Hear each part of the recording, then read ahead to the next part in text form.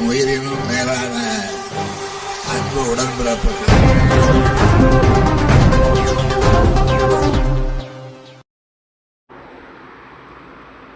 கேளம்பாக்கத்தில் தண்ணீர் பந்தல் திறப்பு விழா. திருப்போரூர் சேர்மன் இதயவர்மன் உடலுக்கு குளிர்ச்சி தரும் உணவு பானங்களை பொதுமக்களுக்கு வழங்கினார். நாளுக்கு நாள் வெயிலின் தாக்கம் அதிகரித்து வருவதால் பிற்பகல் 12 மணி முதல் மாலை 4 மணி வரை பொதுமக்கள் தேவையின்றி வெளியில் வர வேண்டாம் என அறிவுறுத்திய நிலையில் வெயிலின் தாக்கத்திலிருந்து பொதுமக்களை காத்திட ஆங்காங்கே தண்ணீர் பந்தல் திறக்க அமைச்சர் தாமு அன்பரசன் உத்தரவிட்டார். அதன் பேரில் செங்கல்பட்டு மாவட்டம் கேளம்பாக்கத்தில் தண்ணீர் பந்தல் திறப்பு விழா ஊராட்சி மன்ற தலைவர் ராணி எல்லப்பன் தலைமையில் நடைபெற்றது.